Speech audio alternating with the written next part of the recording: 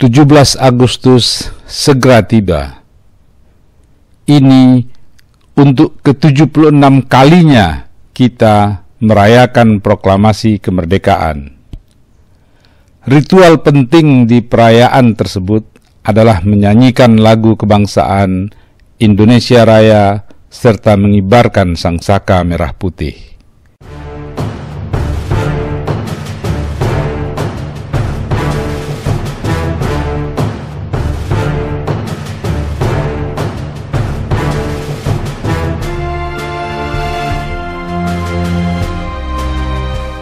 Di berbagai pelosok negeri, di perkampungan kumuh, maupun di kawasan gedung bertingkat, merah putih dikibarkan dengan penuh sukacita. Bendera merah putih tersebut adalah identitas bangsa, lambang kedaulatan negeri sebagai negara yang merdeka.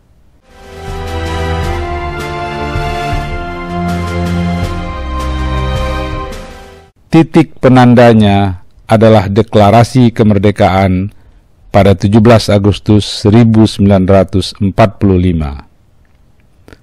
Lagu Indonesia Raya menjadi komponen identitas bangsa tersebut yang tidak bisa dipisahkan dengan merah putih. Menyatu padu sebagaimana halnya Soekarno-Hatta, Dwi Tunggal proklamator Bumi Pertiwi ini.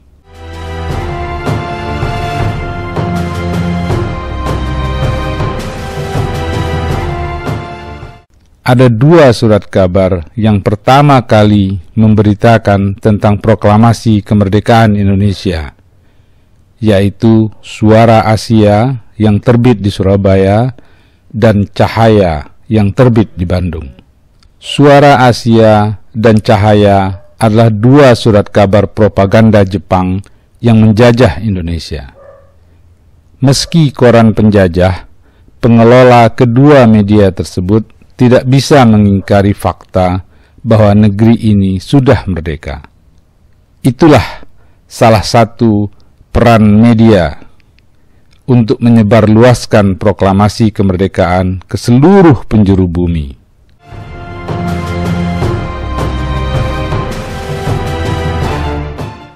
Nyaris tak ada yang menyaksikan berita tersebut. Rakyat menyambutnya dengan penuh sukacita.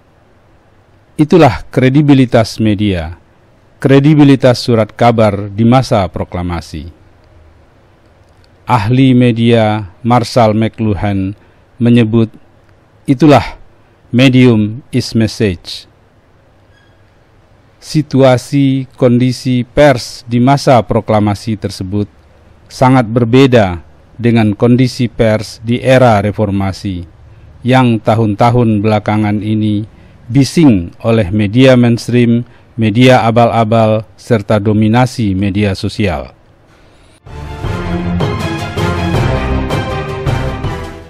Hoaks menyebar serta menjalar kemana-mana.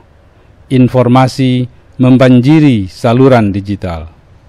Tiap orang merasa memiliki otoritas untuk memproduksi serta menyebarkan informasi. Bambang Harimurti, mantan pemimpin redaksi majalah Tempo, menyebut hoaks adalah tantangan terbesar jurnalisme kini. Saya selalu bilang bahwa hoax itu seperti seperti air asin. Laut itu kan airnya asin.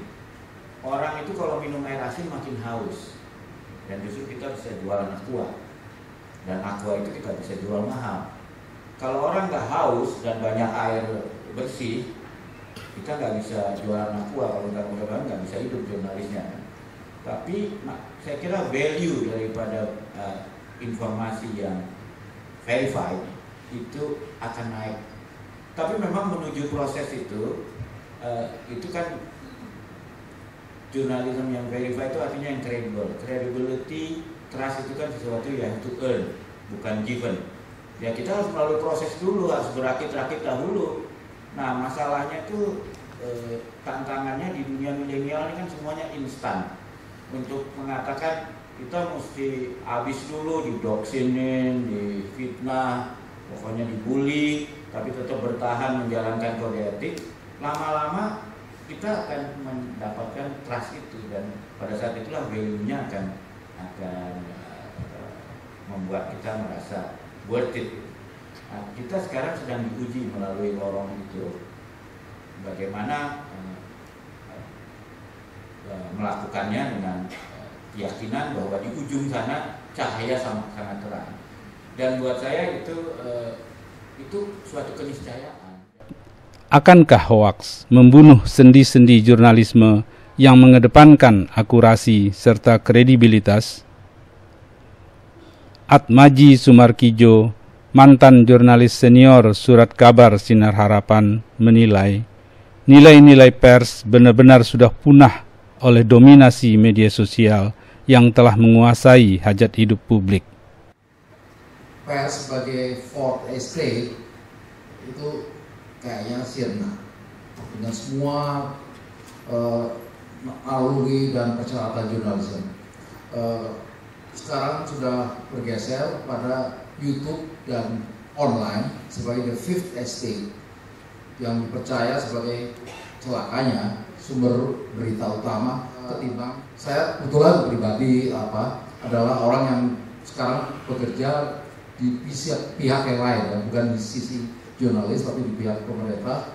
Kemudian melihat memang bahwa semua informasi yang efektif sampai di masyarakat adalah mulai pilar kelima tersebut. Lebih lagi mereka tidak penting nilai jurnalistik, tidak penting pendidikan sederhana menilai 5W1A, itu sesuatu yang aneh buat mereka. Bagi mereka yang penting kalimat pertama dan kemudian dikirim pakai WhatsApp ke redaktur dan disiarkan secepat mungkin. Pesimisme Atmaji Sumarkijo dan optimisme Bambang Harimurti adalah realitas terbelahnya mantan pelaku pers menyikapi situasi kondisi pers kini. Keterbelahan sikap tersebut juga terjadi di tengah masyarakat sebagai pihak yang akan menjadi konsumen media. Artinya, kompetisi antar media menjadi semakin sengit untuk merebut pembaca, pemirsa, pendengar demi kelangsungan hidup perusahaan media yang bersangkutan. Dalam konteks ini, model bisnis media tentulah harus berubah. Bukan hanya berubah bagian demi bagian, tapi pers benar-benar harus mereformasi diri secara total agar available serta menjawab kebutuhan publik era digital. Dari sejumlah publikasi, saya membaca sejauh ini media The New York Times yang sudah melakukan reformasi model bisnisnya sejak jauh-jauh hari. Di awal reformasi model bisnisnya, para jurnalis media terkemuka dunia tersebut kelabakan. Kenapa? Karena tiap jurnalis bukan hanya meliput, menulis, dan memosting, tapi juga wajib men-share tulisan mereka dengan media sosial masing-masing. Hasilnya, beberapa waktu setelah mereformasi model bisnisnya, pendapatan iklan edisi digital The New York Times terus menanjak secara bertahap hingga melebihi pendapatan iklan The New York Times versi cetak.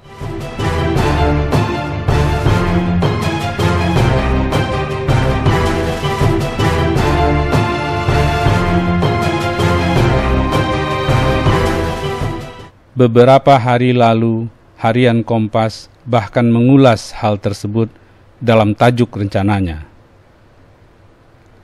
Tentu bukan suatu kebetulan harian Kompas sampai mengulas bahkan menempatkannya di laman tajuk rencana.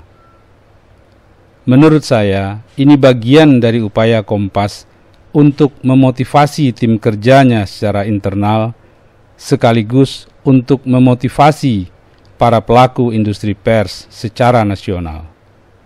Maksudnya, tentu saja dalam konteks mereformasi model bisnis. Harian Kompas sendiri sudah beberapa tahun belakangan mengembangkan versi digitalnya lewat Kompas ID dengan sistem berlangganan berbayar, seperti yang sudah dilakukan The New York Times sebelumnya.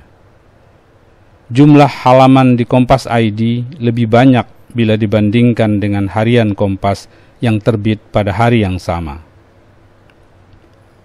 Saya belum punya data berapa jumlah pelanggan harian Kompas dan pelanggan versi digital Kompas ID.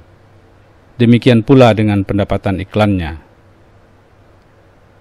Menurut saya, reformasi model bisnis media yang sudah dieksekusi harian Kompas tentulah sudah menuju ke arah untuk menjawab kebutuhan publik era digital. Publik penghuni bumi yang sudah borderless, hidup tanpa sekat.